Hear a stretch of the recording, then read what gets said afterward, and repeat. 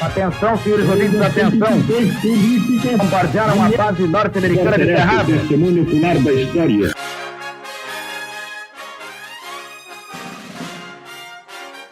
Há um século no Correio do Povo. Porto Alegre, 17 de fevereiro de 1920.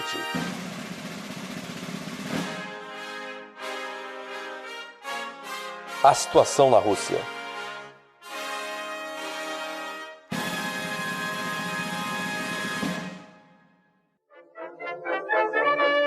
Londres, 15.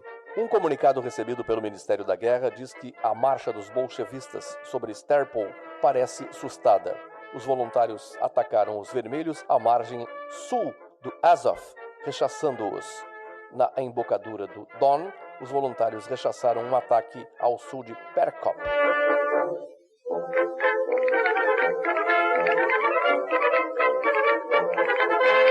Copenhague, 16. Dizem de Berlim que os bolchevistas atacaram os rumenos em Mocheliev, sendo repelidos com pesadas perdas. O grosso das forças bolchevistas se aproxima de Dniester. Os rumenos se preparam para garantir a fronteira.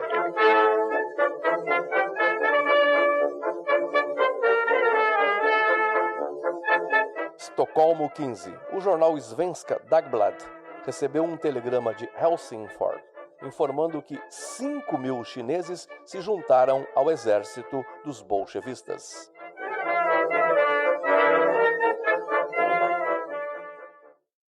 Renato Borucci, nosso editor e colunista, pelo que se leu e se ouviu aqui nesse relato anterior, a preocupação dos países europeus era realmente que a Revolução Russa avançasse e ultrapassasse as fronteiras do território russo. Os russos começaram a desencadear um processo, através dos bolchevistas, né, de buscar apoio nos outros países.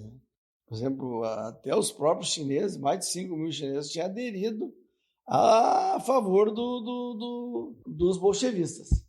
O que estava acontecendo? O Exército Branco, que era formado pelos resistentes à Revolução, começaram a incumbir uma frente aos uma resistência frente aos bolcheviques do Exército Vermelho. O Exército Vermelho invade e ocupa a Crimeia, e o Exército Branco antibolchevista é obrigado a se retirar. Então, o que acontece? Os bolcheviques começaram a ocupar um espaço cada vez maior dentro da Rússia. Bem, e essa preocupação, porque era válida na Europa, porque a Rússia é um país de grande território, e a China também. Imagina as duas unidas, as duas potências unidas, ia trazer uma preocupação muito grande para a pequena Europa em termos de território. O comunismo acabou se instalando na China posteriormente com o Mao, né? Com o Mao. Mas a questão toda que estava sendo importante aqui é a luta contra os bolcheviques, né? E aí as nações aliadas se uniram para evitar a propagação das ideias comunistas pela Europa. Então, houve um isolamento diplomático e comercial contra a Rússia adotado a partir de 1920, porque justamente começou os movimentos de greve, de luta operária em vários países aliados, através dos seus sindicatos.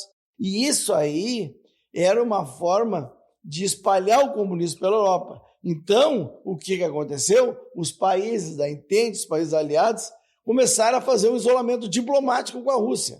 Um diplomático e comercial para tentar evitar a contaminação do comunismo nas classes trabalhadoras. E como que os bolchevistas estavam avançando? Os bolcheviques instauraram o comunismo de guerra.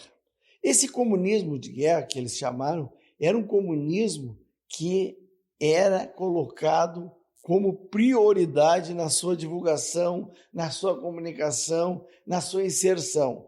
E o que significava isso? O comunismo de guerra começou a cobrar dos agricultores que plantavam para vender suas mercadorias e poder sobreviver. Muitos deles contra a maioria Revolução. contra impostos altíssimos sobre a produção. O que aconteceu? Eles começaram a plantar só para o seu consumo. Acontecendo com isso, a fome generalizada na Rússia, que provocou a morte de mais de 6 milhões de pessoas de fome, porque não se produzia comida, não se produzia alimentos na Rússia. O dia 17 de fevereiro na história. 1772. Rússia e Prússia firmam convênio secreto para repartir a Polônia. 1824. O Congresso do Peru nomeia Bolívar ditador. 1904. Estreia a ópera Madame Butterfly, de Giacomo Puccini.